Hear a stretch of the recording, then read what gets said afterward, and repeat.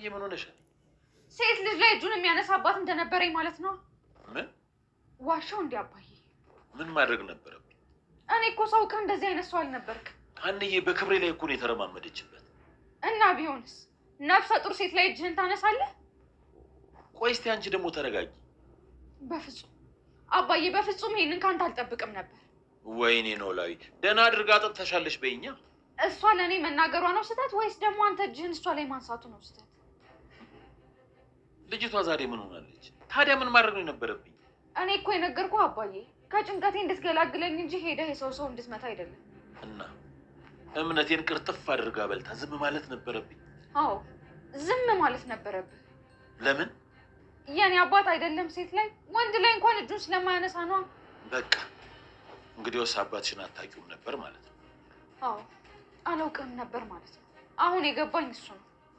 ሲንቁት ዝም የሚል ሲጥሉት የሚወድቅ ሳይሆን ክብሩን በመዳፉ ያስከበረ ከእግዚአብሔር ጋር ሆነ አባት ነው ያለሽ። ቆይ ፋኖስ ስላረገዘች አንተ ክብር ምኑ ላይ ነው የተነካው አባዬ? አንድ ሴት ከሌላ ወንድ ጋር ማገጠሽ ማለት ክብሩን ነካችሁ ማለት አይደለም እንዴ? ፋኖስ እንደዛ ማድረጓን በምን እርግጠኛ ሆንክ እንዴ? ማርገዟን የነገርሽኝ እኮ አንቺ ራስሽ ነሽ። እና አንዬ ምን ሆነሻል? ስሚኝ እንጂ መቼም እንደ ዶሮ ከነፋስ አታረግዝም እኮ። ይቺ የዛ ቦክሰኛ ሰውዬ ዝናታ ቡትሌ፣ ምንድነው የምታወራው? ዋሹ እንዲ ፋኖሴ። ቡትሌ፣ አንድ እኔና ሀና ብቻችንን እንተውን። ለምን ፋኖሴ? ተውን አልኩ እንግዲህ።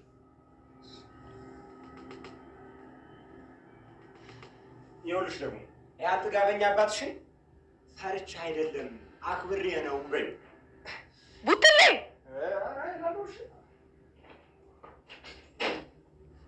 ቁጭ በይ። አባዬ ነው አይደል ጥጋበኛ የሚለው? ይሄ እኮ ዝም ብሎ ነው የሚያወራው። አይ ዝም ብሎ እንዳልሆነማ እርግጠኛ ነኝ። ቆይ አባዬ መጥቶ ነበር እንዴ? መጥቶ ነበር ማለት መምጣቱን ሳታውቂ ነው እንዴ የመጣሽው? ኧረ እኔ አላውቅም። እኔ ማሌሽ ብዬ ነበር የመጣሁት። ኖላዊ መጥቶ ነበር። ወይኔ ጉዴ! ታዲያ መጥቶ ምን አለሽ?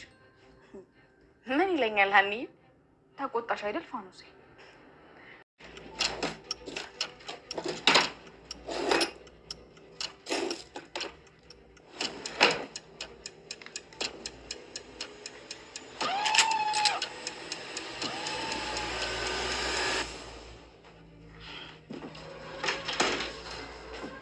አጎቴ ናሲ፣ እንዴ ምን እያደረግክ ነው? ምን አደረግኩ? እኔ እንጃ። ኧረ ምንም አላደረግኩኝ። እና ለምን ደነገጥክ አጎቴ? ደንግጫለሁ እንዴ? አጎቴ ምን ሆነሃል? አይ ምንም አልሆንኩ። ኧረ አጎቴ ተረጋጋ። አንተ ልጅ በግድ ድንግጥ እያልከኝ ነው እንዴ? እንዴ ለምን በግድ እልሃለሁ? በቃ አሁን ልውጣ። ወዴት? ወደ ውጭ ነዋ። ቆይ ምን እያደረግክ ነበር? ምን አደርጋለሁ? ምንም አላደረግኩ። እና ለምን መኝታ ክፍል ገባ? መግባት ተከልክሏል እንዴ? አይ እንደሱ ማለት ይሳል ያው እነማዬ በሌሉበት ብዬ ነው።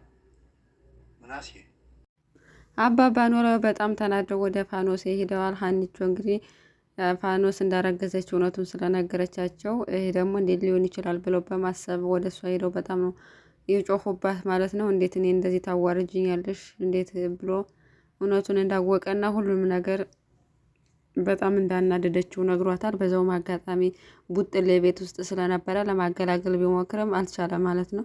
አባባ ኖላዊ ምንም እንኳን በእድሜ የገፉ ቢሆንም የልጅነት ጉልበት ስላላቸው ጠንካራ ስለሆኑ በአንድ እጃቸው ሲገፉት ነው ወደ ሽብልል ያለው እና እየፎከረ ነበር። ረፍ በመሀል አፍክን ዝጋ፣ እኔ አንድ ነገር እንዳላረገህ እያለ እሷንም አንቆ ምን አርጌ ነው ብታይ ያረግሽውንማ አንቺ ታውቂያለሽ፣ እንዴት እንደዚህ ታዋርጅኛለሽ? አምኜሽ ነበር ምናምን ብለው ተናደው ወጥተው ሄደዋል። ፋኖሴም ግራ ገብቷታል። ምክንያቱም ከሱ እንዳረገዘች እርግጠኛ ናት። እሳቸው ደግሞ በጭራሽ መውለድ አልችልም ብለው ነው ለራሳቸው ያሳመኑትና በመሀል ሁለታቸውም ግራ ተጋብተዋል። ወደ ለየለት በመደሰት ፋንታ ወደ ለየለት ብጥብጥ ነው የገቡት። ያው እንግዲህ ልጁ ተወልዶ ምርመራ እስከሚያደርስ ድረስ አባባ ኖላዊ በጭራሽ የሚያምኑ የሆነ ጥርጣሬያቸውን አንስተው አምነዋት የሚቀጥሉ አይመስልም። በሌላ በኩል ቤትሻ እንግዲህ ከወይዘሮ ሜላት ቤት እየኖረች ነው። ምክንያቱም አቶ በቃሉ በጣም ስለሚፈልጋተኝ እንደከዳችው አሁን ላይ ስለደረሰበት አደጋ እንዳያደርስባት ነበር የተደበቀችው። ነገር ግን እሷ ብትደበቅ እህቷ በእጁ ናት። እህቷን አንድ ነገር ሊያረጋት ይችላል፣ በእህቷም ሊያስፈራራት ይችላል። እና ምናሴ ወዴት እየሄድሽ ነው ሲላተኝ ወጥቼ እህቴን ልፈልጋት ነው፣ መፈለግ አለብኝ። የት ብለሽ ነው የምትፈልጋት? በሰው እጅ አይደለም እንዳለችው ሲላ የትም ቢሆን ወጥቼ መፈለግ አለብኝ ብላ ስላሰበች አብሬሽ እሄዳለሁ። በፍጹም አንተ መሄድ የለብም። አንደኛ ከኔ ጋር መታየቱ ለቤተሰብም ለአንተም አደጋ ነው። ሁለተኛ ደግሞ ወይዘሮ ሜላት ከኔ ጋር ካየች በጣም ትናደዳለች። ስለዚህ ቁጭ በሉ ብትለው በጭራሽ አንቺኛ ለመርዳት እየሞከርሽ ነው፣ እኔም ደግሞ አንቺን ልረዳሽ ይገባል ብሎ አብሮ ሄዶ ሲፈልጉ ሊያገኟት አልቻሉም። እና በሰው እጅ ካለች እኮ እኛ ፈልገን የትም አናገኛትም፣ የሆነ ቦታ ደብቋት ይሆናል ሲላት መደወል አለብኝ፣ ስልክ ደውዬ ማናገር አለብኝ ብላ ለአቶ በቃሉ ስደውል እቤት ድረስ ነው ያላትኝ። እቤት ድረስ ይሄዳለሁ፣ በቃ ቀጥሮኛል ነይ ብሎኛል፣ እቤት ድረስ ይሄዳለሁ። በጭራሽ ብቻሽን መሄድ የለብሽም፣ ምክንያቱም ብቻሽን ከሄድሽ አንድ ነገር ያደርግሻል፣ እንዲሁ አይለቅሽም፣ አበሬሽ ሊሄድ ይገባል ብሎ ምናሴ ሲላት አንተ በጭራሽ መሄድ የለብም፣ እኔ እህቱ በእጁ ስላለች ምንም አያረገኝም፣ እህቴ በእጁ ስላለች ምንም አያረገኝም። አንተ ግን የወይዘሮ ሜላት ልጅ መሆኑን ሲያቅ በጣም እናደድና እንድ ነገር ይሆንብሃል። በእኔ ምክንያት ደግሞ ምንም እንድትሆን አልፈልግም። ስለዚህ አንተ ተመለስ፣ ታይል እኔ እሄዳለሁ። ስለ ሁሉ ነገር ግን አመሰግናለሁ ስለምታደርግልኝ ነገር ብላ አመስግነው ወደ አቶ በቃሉ ሄደች እና አቶ በቃሉም ድፍረቷን በጣም አድንቆላታል። እንዴት ተመልሰሽ መጣሽ ብሎ ማለት ነው። እሷ ግን እህቴን የምትለቃት ከሆነ ልቀቃት፣ ካለበለዛ ግን የእያንዳንዱ ደረሰኝ የእያንዳንዱ ዶክመንት ኮፒው አለኝ፣ እሱን ሂጄ ለመንግስት እሰጣለሁ ብላ አስፈራራቸው። እሱ ግን ከፈልሽ ለምን አሁን ሄደሽ አታረጊውም ማለት ምክንያቱም ከዚህ በፊት ያው ጨረታ እያለ ብዙ ገንዘብ እንደሰበሰበና የሚሰራቸው ስራ ሁሉ ህገወጥ ስራ እንደሆኑ ስለምታውቅ ያንን ለፖሊስ አስረክባለሁ ብላ ነበር። እሱ ግን ለምን ሄደሽ አሁን አታረጊውም፣ ከቢያውን ላይሽ አልፈልግም፣ ውጭልኝ ብሎ አባረራት ማለት ነው። እናም ግራ ገብቷታል። ሄዳ እሱን በማስፈራራት ማለት የበለጠ ሌላ ጦስ ውስጥ ነው የገባቸው።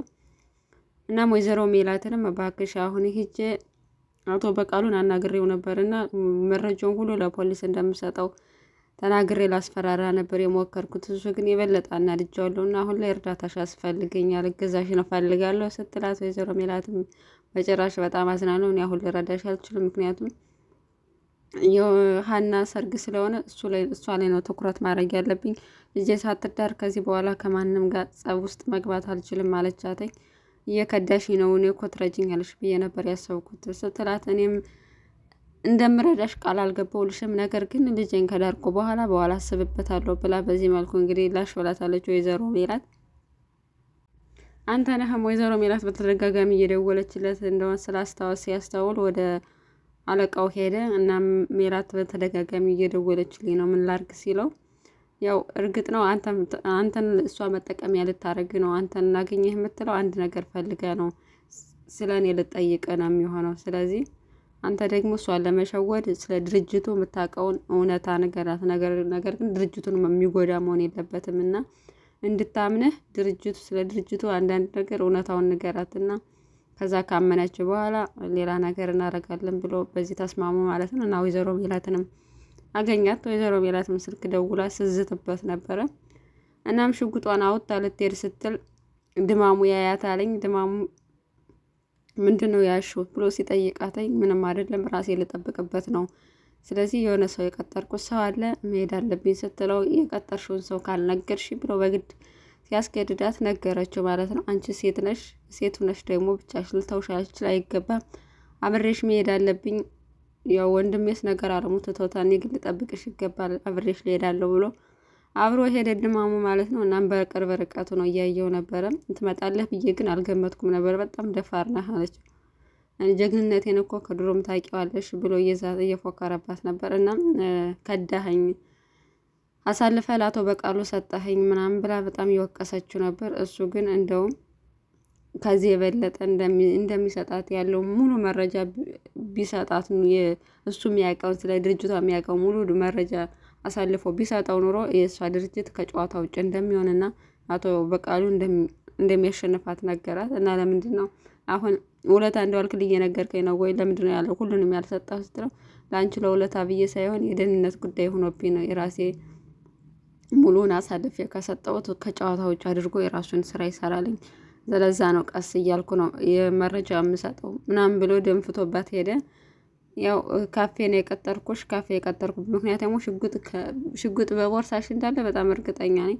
ስለዚህ አውጥተሽ እንዳትገይ ነው እዚህ የቀጠርኩሽ። አሁን ግን ሰው በአካባቢ ስላለ ምንም ማድረግ አትችይም ብሎ ደንፍቶባት ሄደ። እንደዚህም ሲያረገ አድማሙ ስላየው በጣም ተናዶ ነበር። ይሄ ነው እንደ ይሁዳው ብሎ ሲላት አዋለችው። እናም ተከትሎት አብሮ ሄዱ ማለት ነው። እና አድማሙ በጣም ነው ያናደደው። የሚያደርገው ነገር ሁሉ ቤተሰቡን ጥበቃ ላይ ስለሆነ የሚያደርገውን ነገር ሁሉ እየተከታተለ ነበረ። እናም እቤት ተመልሰው ሄደው ለሀና እውነቱን እየነገራት ነበር። እንዳገኘው አንተነህን እንዳገኘው እና አብሬያት መሄድ አለብኝ እሷን ልጠብቅ ብሎ እስከ መጨረሻም ድጋሚ መንገድ ላይ ፈልጎ ሲሄድ ከመንገድ ላይ ቆሞ አገኘው ማለት ነው።